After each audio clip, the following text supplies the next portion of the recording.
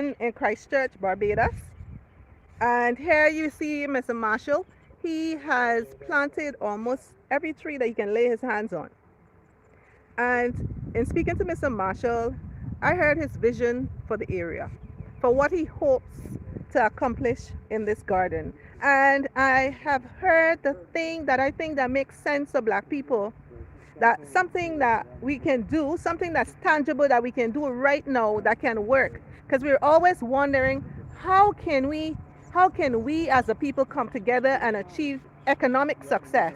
We're talking about finances. Here is Mr. Marshall. Mr. Marshall, I like your vision. The vision that you have, the idea of the community gardening. Tell us a little bit about that. Well, the garden really came out of a sort of a COVID situation. Even though my parents before me were farmers, but it really was hammered home to me during COVID. So I decided that I need to be self-sufficient. Started planting anything that I could get my hands on. I had a friend that supplied me with a number of the trees, and I planted those. I maintain it by hand. I weed it. By hand? Yes. In this day and this age, No machines. power machine. Good exercise. Uh-huh. Um, and good condition and everything. So I come out here and I weed by hand. I try to keep the weeds down, Mm-hmm. and I do what I can in order to, make it the best place possible. Because my idea is not to have to go in the supermarket to buy anything at all. So all the food I eat, I normally plant out here. Um, I do have to go sometimes for exceptions, but normally majority of my food comes out of this Comes out basket of the and my garden. bread free. Oh, what about the meat? No meat. No meat at all. We're None talking whatsoever. food. So that's easier. That makes it even easier. But you had the idea of a cooperative, of us coming together and making agriculture a little bit more economical, a little bit more palatable for us. Tell us about that vision. Well, it remains just a vision. Um, Oh dear.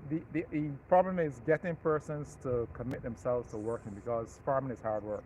Yes. And I find that if you are not in that frame of mind or you're not physically fit, persons tend to shy away from it.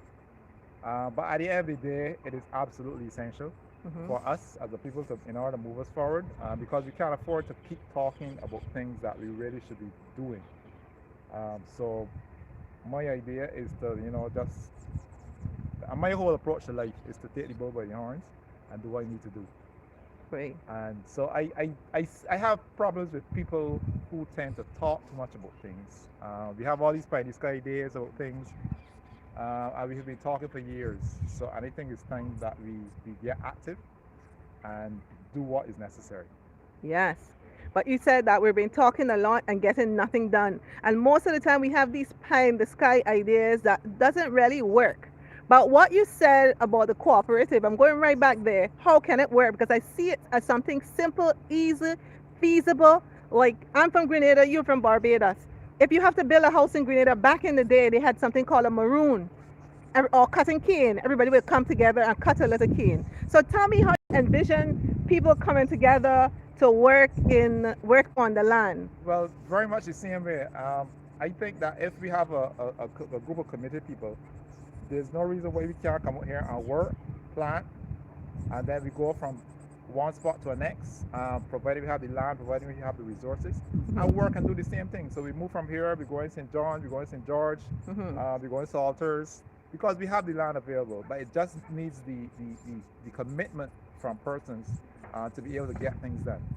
I know one time, a couple of years ago, what we used to do is we would meet by another brother, and we would get together, all the ladies and all the brothers would, we do a cookout, Hmm.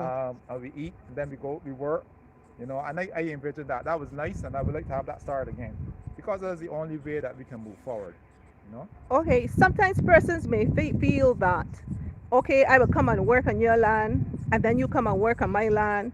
But what if your land produce a little better than my land producing and that kind of thing? Is that issues we should focus on, or we should just focus on helping each other? I think we should just focus on helping each other because wherever we cooperate, everybody will share in the spoils. It is not a my thing Oh, or your thing. okay. Actually, I had a vision this morning. I was thinking about setting up a commune here or something like what the Israeli call a kibbutz Hmm. or African village, where if we live on the spot, we can set up small houses or accommodations, and as long as we live on the spot, we can come outside. It makes it easy to be able to come outside and work, right? Ah. And I think that as long as we have this space in the country, Mm-hmm. those are issues and things that we can focus on, because it would be harder for us to come from wherever we are to come down here. But Right. if people live on the spot, On the spot in the right, they area. can come outside every day and they work and Oh. they return back to their homes.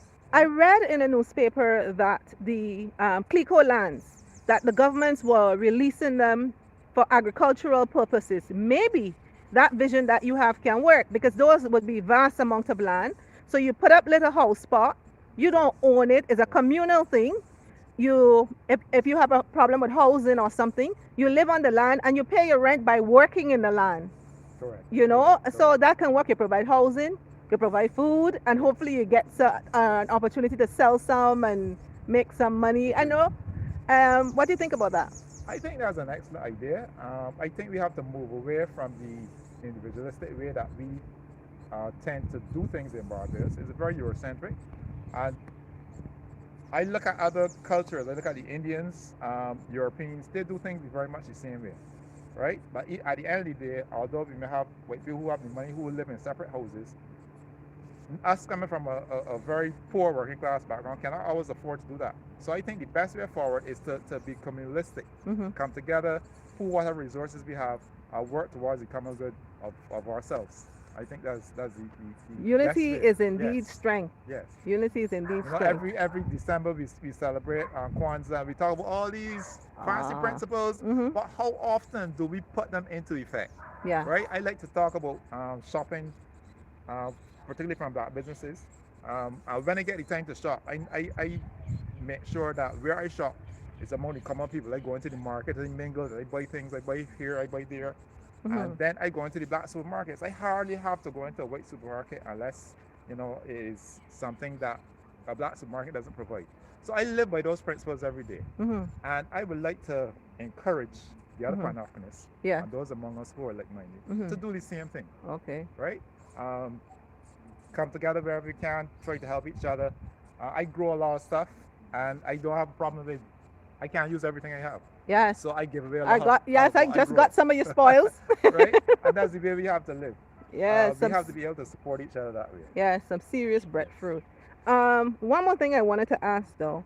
Are you concerned with the fact of, you said that you support black businesses, but are you concerned with the black businesses that are fronting for other cultures? Is that a problem in Barbados? I can't say definitively it is. I've heard about it, Hmm. but I can't say for certain. What I can say is that as on face value, I take them at face value. And if I know the business is black owned, I support it. Okay.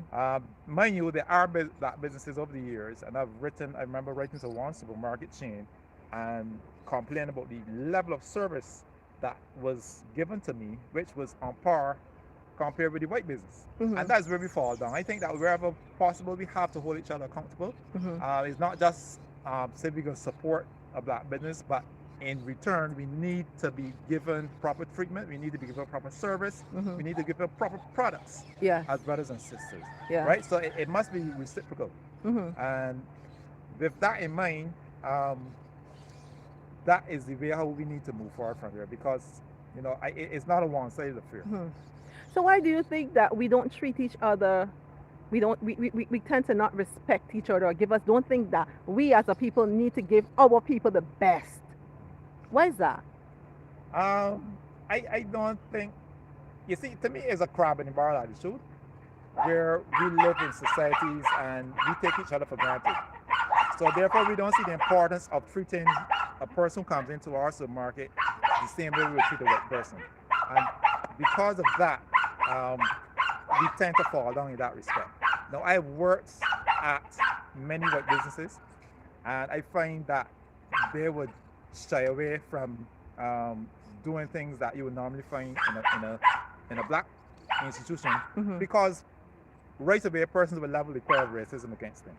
But because it's a black business, they may escape. They may escape, and that is the Oh. unfortunate part. Yeah. So I think that we have to be able to respect each other on that level, Mm-hmm. and realize that in order for us to move forward economically, Mm-hmm. we have to be able to give each other as Yeah. brothers and sisters, excellent service. Yeah. So this is where our PB song comes in. Home drums must be first. Yes, You yes, must be yes, able to yes, treat yes, your own and then take it out. yes. So we're coming live from Christchurch. It's Christchurch? Right, sir. Christchurch, Barbados. And we're at Mr. Marshall's Dream Garden, where we can come together as a people and work and share the spoils. So, Mr. Marshall, when do you think you're going to have one of those where one day when we can come? Because I want to pledge my support to this idea. You know, Well, I don't just want to say that I support you, and I don't want next time I hear somebody do an interview with you, you say that we talk a lot. So let me know when next, and we're live. Okay. Let me know when I can come and I can contribute. Well, I'm open. Any day is fine with me. We can always plan. I always tell people I'm very, very flexible. I'm a soldier. I sleep with my boots on. You can call me anytime of night.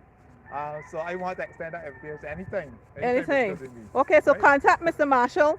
You'll find Mr. Marshall online. Here are some of his spoils. Here's some of the loot that we're getting. These are going to St. George, Barbados. Coconut water, breadfruit, and the whole work. You know who making an oil down? Anybody want to see my oil down from the Barbados version? Coming from Mr. Marshall's garden, Mr. Marshall's dream. There you go. Nice. Nice coconut and the whole work. I will deal with them. Thank you very much. And join us. We'll make an announcement. We'll make an announcement when we're coming down to Christchurch, Barbados, to actually show you how we as a people can work together and be successful and actually get some money with it too. So we'll start with this as a pilot project and we will move on. So thank you for joining us live from Christchurch, Barbados, Caribbean Freedom Fighters.